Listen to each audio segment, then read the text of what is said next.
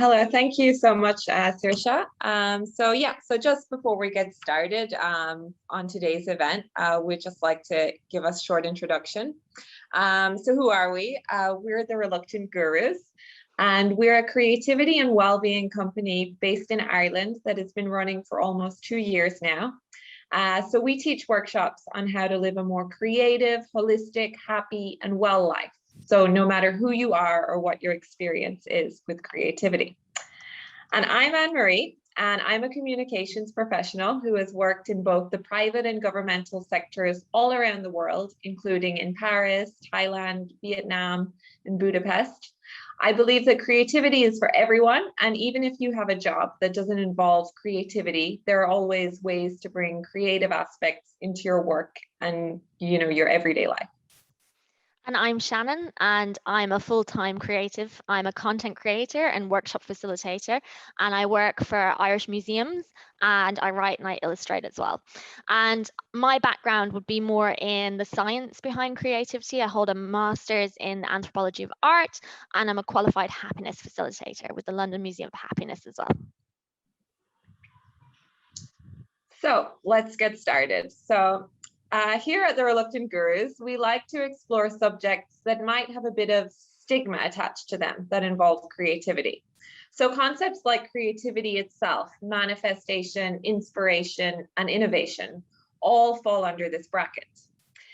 These ideas can be quite vague, so that when you try to define them, they can be quite hard to pin down. So this also means that people have a lot of strong opinions about them.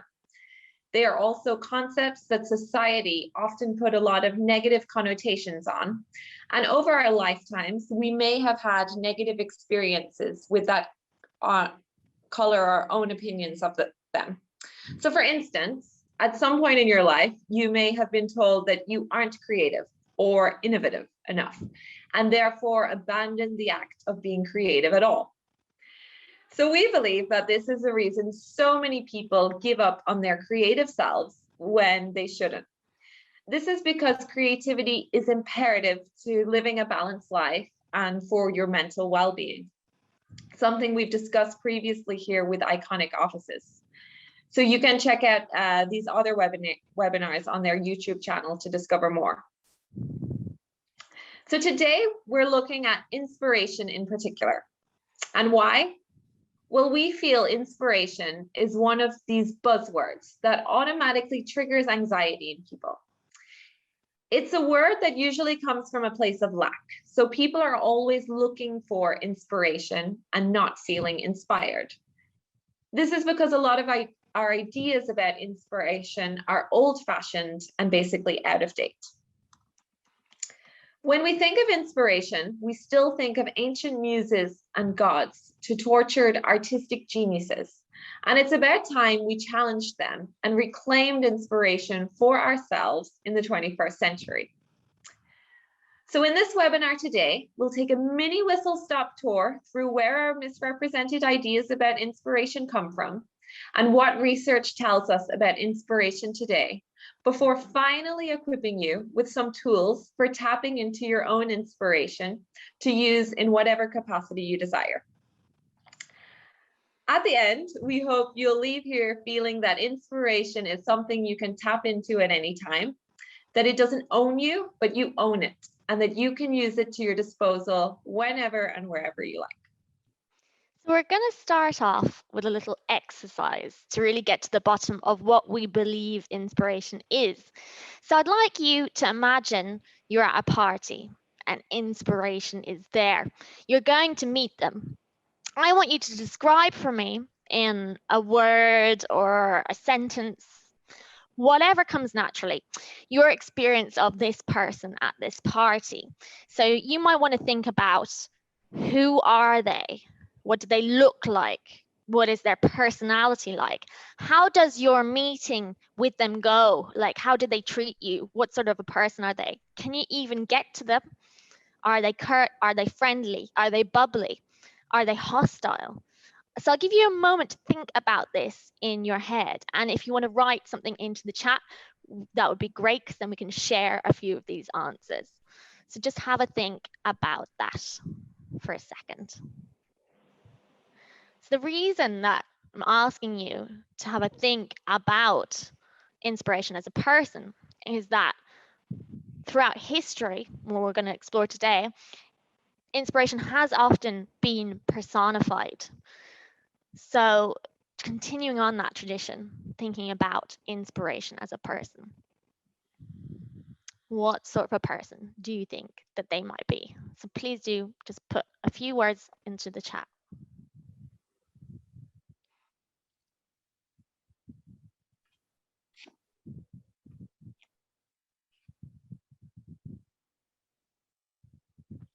So we have a comment here from a user on the iPhone. Some people are guarded as everyone has internal shame and experiences that they don't want to share. And that's very true as well. And that's exactly what we're looking at in terms of creativity. We all, I think, at some stage have had a negative experience with something like creativity, inspiration.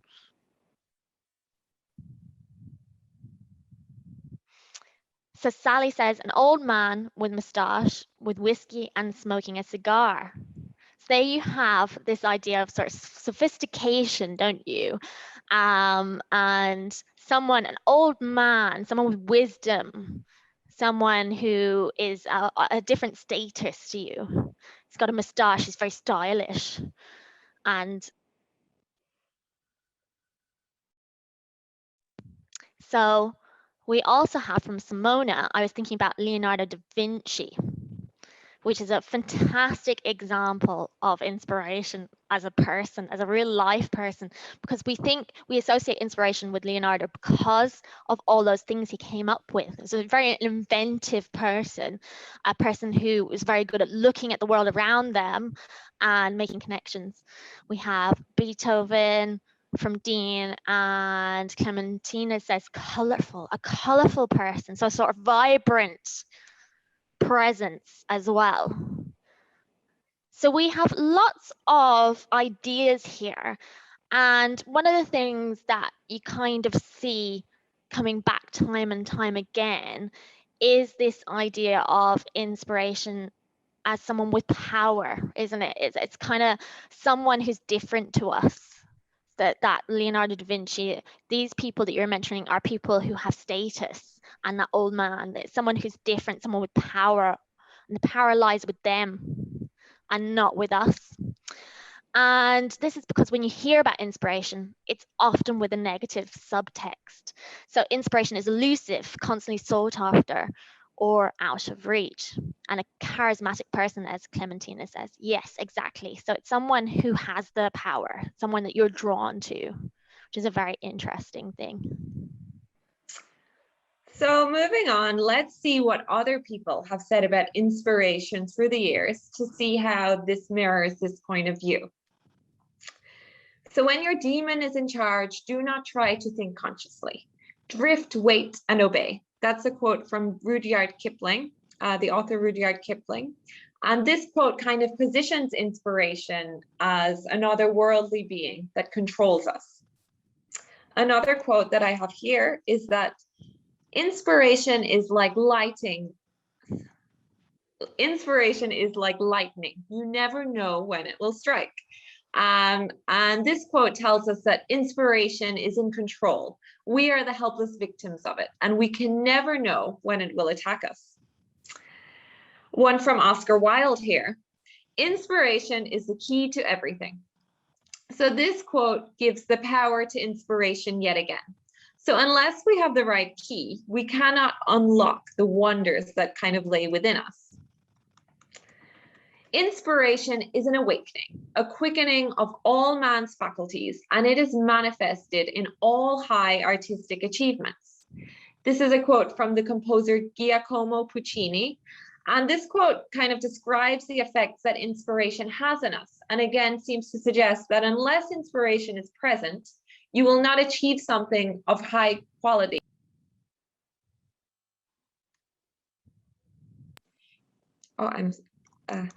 Sorry, a bit of an interruption there. Inspiration is like arrows or bullets. So as soon as they're shot out, they whiz past till they hit you, knocking you back with shock and wonder. That's inspiration. And that's a quote from Amelia Mapstone. And again, this idea of inspiration being something that hits you rather than something you go after yourself or you can create yourself. So nowadays, not much has changed, to be honest with you. Inspiration is still looked at in a very similar way. And if you look at the Oxford Dictionary definition of inspiration, you are told that inspiration is this that we have on the screen now: the process of being mentally stimulated to do or feel something, especially to do something creative. Example could be something like Helen had one of her flashes of inspiration, or a sudden brilliant or timely idea. Then I had an inspiration. If we pick out some of the damaging words there, we have things like creative is used, which ultimately alienates anyone who doesn't consider themselves creative. We have stimulation, which implies an external force, still giving the power away. And we have sudden and timely, suggesting an event of scarcity. So it's something that's going to happen to you. You don't know when it's going to happen. And we also have brilliant, suggesting that inspiration has to result in something world-changing, something amazing, something groundbreaking. So no wonder we are still a little bit petrified by the term, or a little bit intimidated by it at least. So looking at, again, then the synonyms of inspiration that come alongside this, we can see exactly how we feel about it written out. You can see words here like brilliance, sophistication, these kind of things that we were describing when we were describing the people that we imagined inspiration to be. Flair, wit, wisdom, vision, genius, all these sort of things. Originality you have in there as well. You have so many words that come with such high pressure to perform, and nearly all of them would strike fear into most people. They completely perpetrate the idea of inspiration as that elusive God-given figure and talent who is in control of you and who will strike whenever they want, nothing to do with you. So why do we view inspiration this way? Where do these ideas of inspiration come from? It's important to always look at the past to understand our present. So let's take a whistle-stop tour through some of the most persistent images or ideas of inspiration and where and why they came about. So probably the one we associate most with inspiration is the Ancient Muses. And the ancient Greeks were the first to give a name to the experience of being inspired. To them, inspiration took the form of gods. According to legend, they were the daughters of Zeus, king of the gods, and of Mnemosyne, which is the Greek Titan goddess of memory. However, scholars argue on their function. So some say that there was three originally, and they were patrons of literature, science, and the arts. And others say that there are anything up to 9 different muses. And different ones became associated with different arts over time as well. So in the Roman tradition, which came slightly later, you had the 9 muses, and they were the muses of epic poetry, history, flutes and music, comedy and pastoral poetry, tragedy, dance, lyric poetry, and love poetry, sacred poetry, and astronomy. And as you can see there, a lot of the different poetic arts and writing were separated out to different muses as well. And you can see here on the screen the images of some of the muses. So that all of these muses came with their own symbols attached to them. So for example, Clio was the muse of history, and she had things like scrolls and books and laurel wreaths. And these were the things that artists and the like called upon. So they would have representations of these symbols, and they would pray to these gods to guide them as they set to work and leave them lots of offerings as a way to placate them, as a way to encourage them. So here we see the origination of many of the ideas we associate with inspiration today. The idea of inspiration as a woman-like form as well is something that perpetrates still. An otherworldly attribute, so godlike. Something that can be solicited, so you can give gifts and hopefully get it in return. And something external that would act on its own will, and something with power over you. So you can see the relationship from the very beginning was an unbalanced and an unequal one. So yeah, so this idea of a muse evolved through time. So many of history's beloved creators and thinkers, such as Dante, Keats, Picasso, Monet, Rilke, and countless others, started to describe their muses as real-life people, often people that they painted. But even as definitions shifted, one fact remained. The muse was nearly always a woman, and the artist nearly always a man. So as famous feminist critic Germaine Greer says, the muse in her purest aspect is the feminine part of the male artist with which he must have intercourse if he is to bring into being a new work.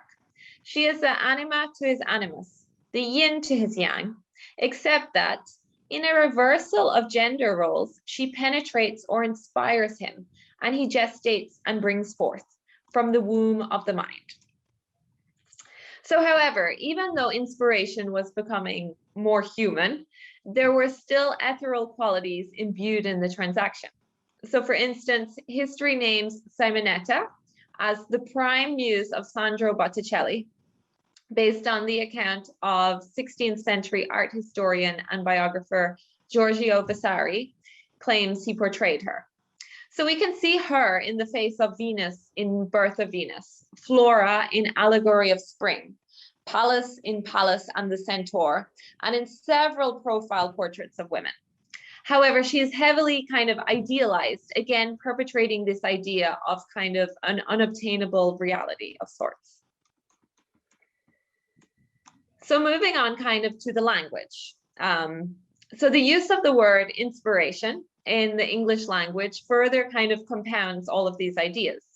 So inspiration has a very unusual history in that its figurative sense appears to predate its literal one. The meaning of inspiration as a divine influence on a person dates way back kind of to the early 14th century. However, it was in the middle of the 16th century, another meaning was added. And this meaning, which is very interesting, is to breathe into. So the literal drawing of air into the lungs. The breathing sense is still in common use among doctors, as is expiration.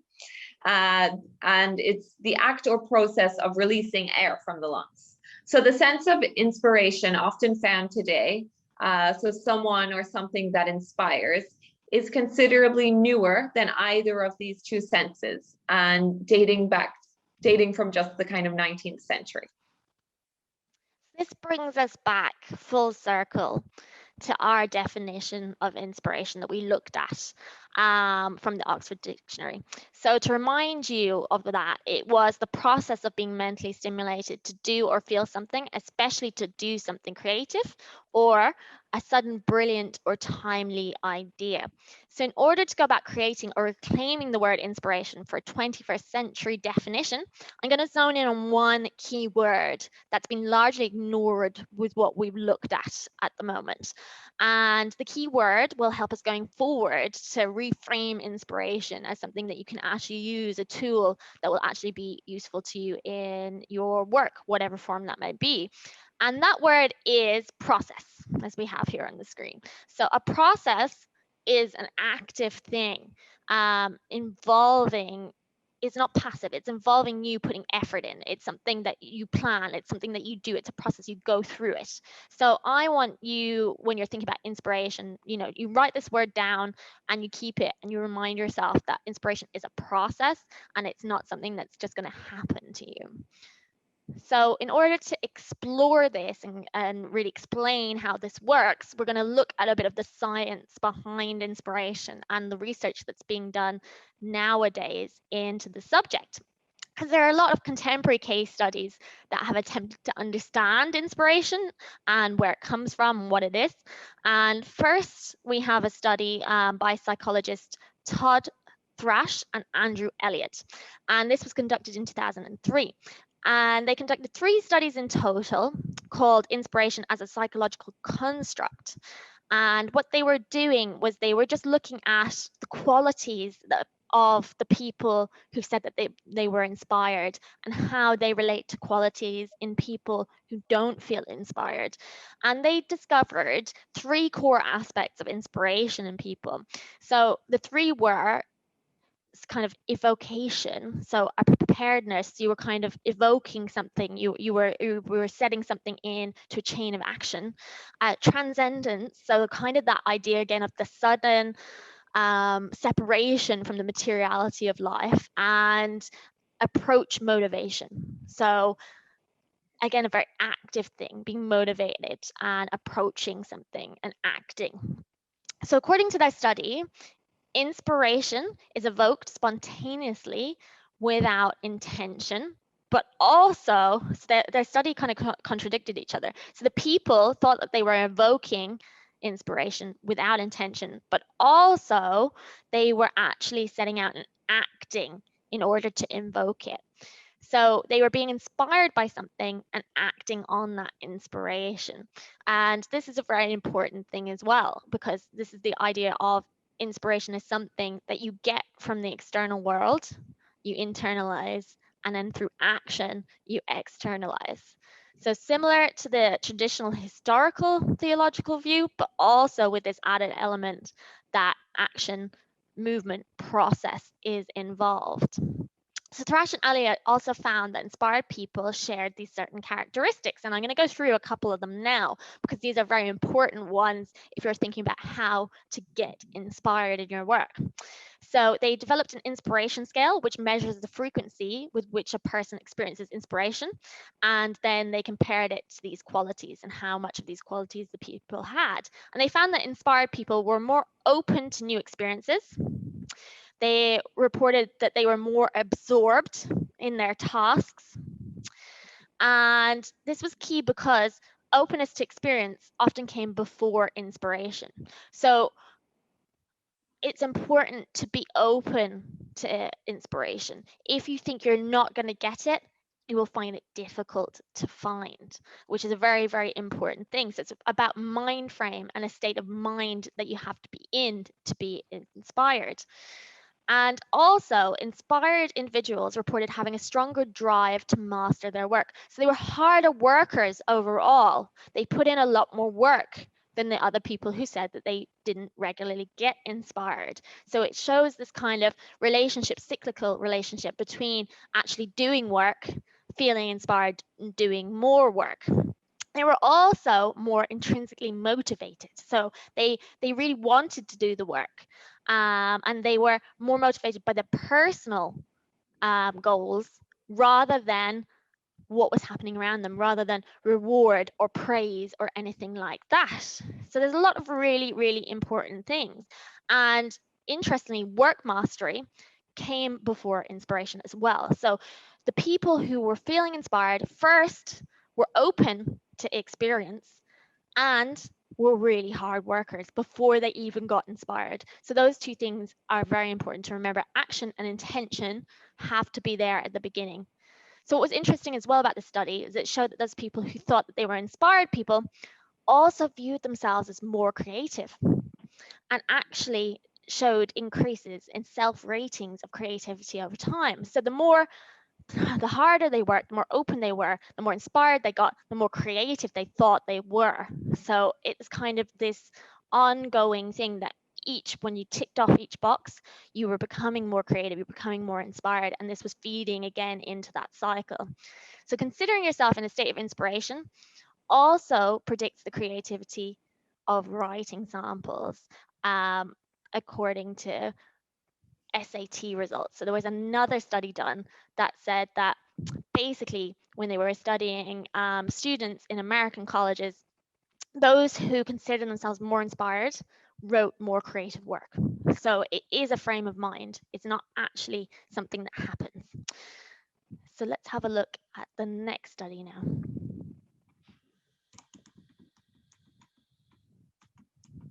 So we see that inspiration, in effect, facilitates progress towards goals. So in this recent study conducted by Marina Miliavskaya and her colleagues at Carleton University in the USA, college students were asked to report 3 goals they intended to accomplish throughout the course of the semester. They then reported on their progress 3 times a month. And those who scored higher on the inspiration scale displayed increased goal progress, and their progress was a result of setting more inspired goals. So therefore, people who were generally more inspired in their daily lives also tended to set inspired goals, which were then more likely to be successfully attained. So importantly, the relationship between inspiration and goal progress was reciprocal. So goal progress also predicted future goal inspiration. So as the researchers from that study noted, this suggests that goal progress and goal inspiration build on each other to form a cycle of greater goal inspiration and greater goal pursuit. So finally, inspired individuals reported experiencing more purpose in life and also more gratitude. So inspiration and well-being. So that's not all. According to science, inspiration actually increases well-being. In another study, those who were exposed to Michael Jordan's greatness, experienced higher levels of positive effects. And this increase in positive effect was completely explained by their score on the inspiration scale. This inspiration wasn't transitory though, predicting positive well-being such as positive effects, life satisfaction 3 months later. Inspiration was more strongly related to future than to present satisfaction. So the extent to which inspiration lasted was explained by self-reported levels of purpose and gratitude in life. So just to answer a question in the chat there that's come in from Chris about initially we were talking about inspiration is something that happens to you and not something you go after, but then we've started looking at actually it's the opposite to that. So you're 100% correct. We did start off by saying that inspiration is something that happens to you and not something you go after, because that's what history has told us, but we're now looking at the science, which tells us something slightly different. So I hope that that's clarified that for you. So we're exploring both sides, and then it's kind of up to you to make your choice in terms of inspiration. But this is what we have come up with ourselves from looking at these scientific studies and looking at that definition and focusing in on process. And inspiration, we've written a new definition of it that might help you to achieve it more easily than believing it's a lofty sort of ideal that would happen to you maybe when you have no control over it. So the research we think shows quite clearly that knowledge, preparation, work mastery is a key ingredient. Openness to experience and positive effect are also important, as well as having an open mind and approach-orientated attitude. So it will make it more likely that you will be aware of inspiration and you'll be more open to it. And small accomplishments are also important as they can boost inspiration. So in that earlier study, we saw that those who felt more inspired then produced more work as well, and then thought they were more inspired. So it sets off this productive chain and a creative cycle. From the well-being study, we see that another important trigger of inspiration is exposure to the inspiring figures in the world around us. And it's through engaging with the external world that we too become inspired. So for easiness sake, I've summarized it here because all of that is quite a lot of jargon. It's quite a lot of studies. So we think inspiration is a process or journey that involves preparation, ideas and knowledge, and setting goals, action, experimentation and analysis, and engaging with the world around you. And this definition is important for 2 reasons. Firstly, as we've discovered, a lot of the ideas of inspiration glorify or present the idea of inspiration happening upon someone when they least expect it. If there's one thing that we think you should come away with from this webinar, it is the idea that inspiration is not a sudden moment of clarity. It's actually an ongoing process that depends on how much work you put into it as to how much inspiration you can get out of it. And if you can only engage with inspiration if you yourself take action. As Picasso said, inspiration exists, but it has to find you working.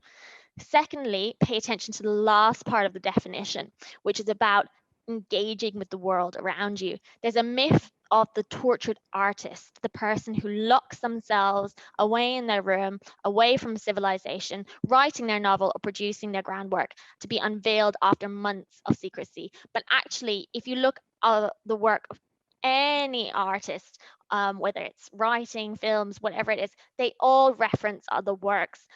It's all part of a conversation that's going on. So actually, you need to be looking at the world around you in order to create anything. Anyone who's ever done a course in a creative subject like art will tell you what you set out to do usually isn't where you end up. So just like life, inspiration is that journey, it's that process that you go through, and it directs you, it helps direct you, but you have to put in the work. So now let's get started on your inspiration journey. We're going to finish off today with a few sort of fun ideas of exercises that might help you find inspiration at different points. You can write these down, and if you're stuck ever, they can be good jumping off points to get you working with whatever kind of work that you do. So every journey begins with an idea, even if you end up at a different one. So one great way of accessing ideas is to use improvisation, word association games, or mind maps. So to illustrate this, we'll give you a word, and what you need to do is write down the first one that comes into your head. So no overthinking it. This is going to be pretty quick. So for example, I might say orange, and you might write fruit or color or apple or round. So anything that you associate with an orange. So there are no wrong answers to this. So just write whatever comes into your head. So ready to have some fun? Remember, it's going to be very quick. So get ready to type into the chat whatever you think of. So the word we're going to start off with is growth. Growth. And just type anything that comes into your mind. Tree. Trees grow. Anything else? Okay, I'll move on to the next one. Mindset, career. Yeah, they're great. Exactly. So the next one is memory.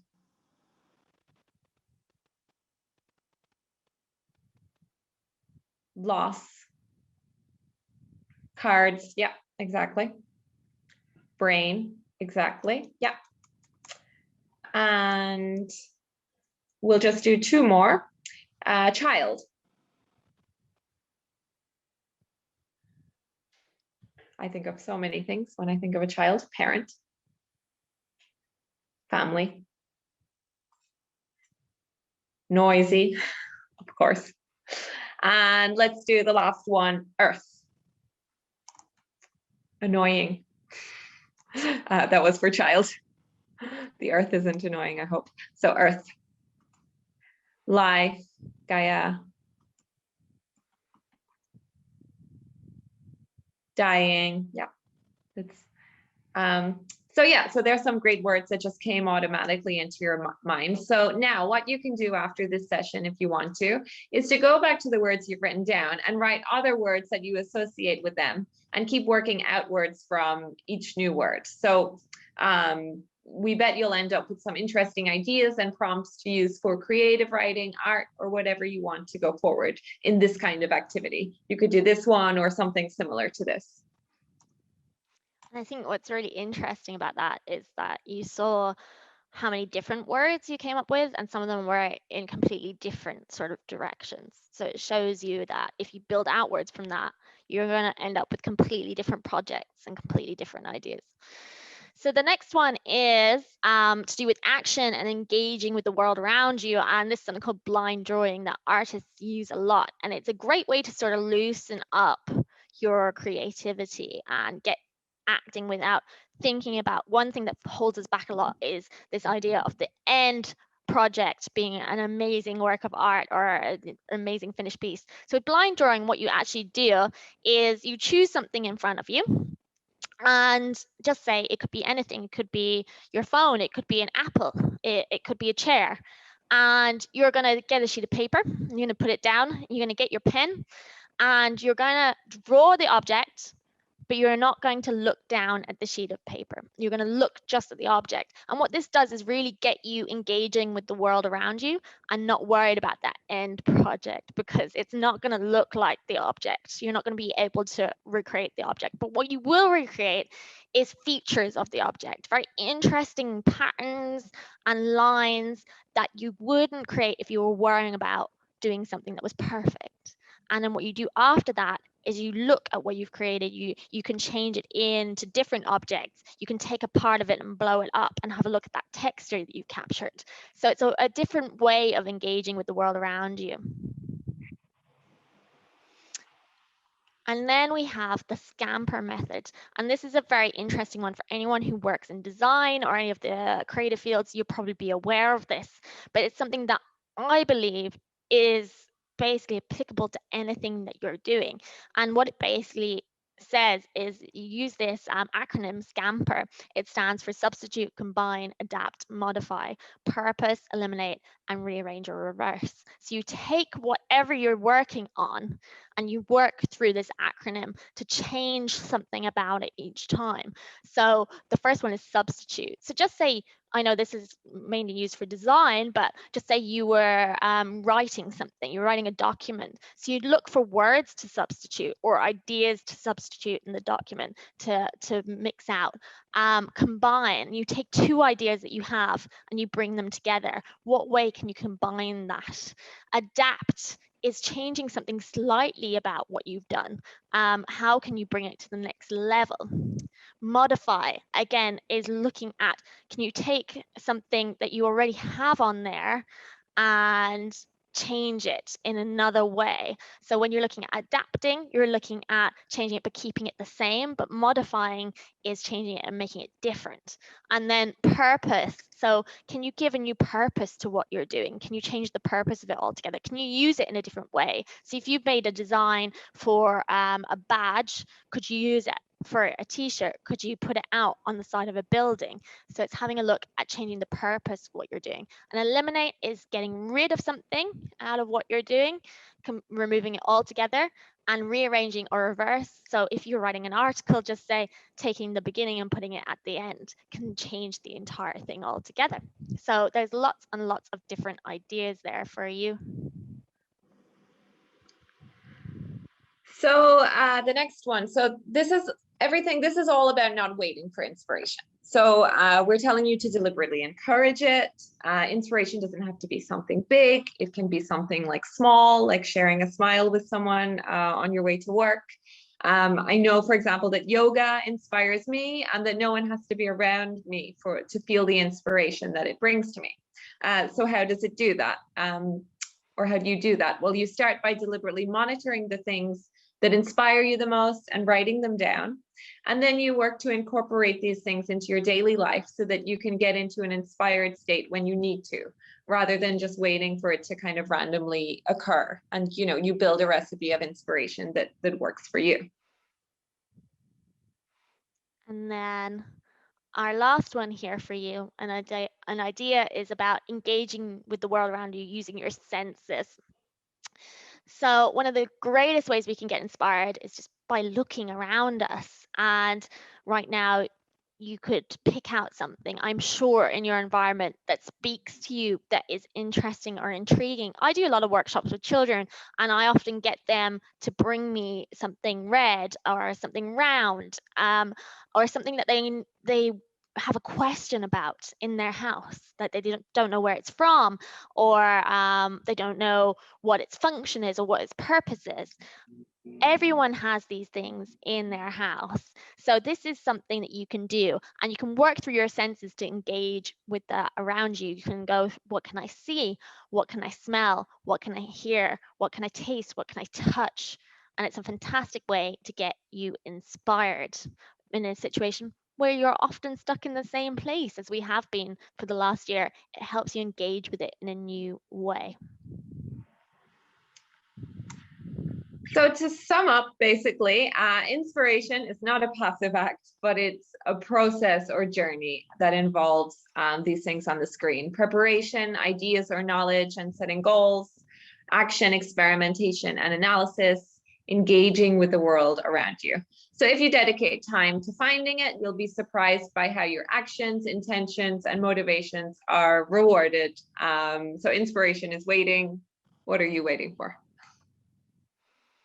Just to finish up there, just a reminder of who we are and how you can follow us and reach us. If you do have any questions about anything that we've talked about here today, please do pop them into the chat, or you can reach out to us on any of our social channels. If you search the Reluctant Gurus, we're bound to come up as well.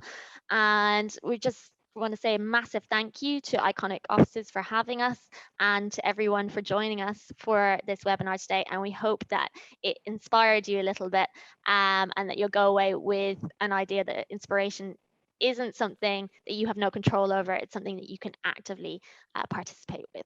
So thank you so much for joining us today.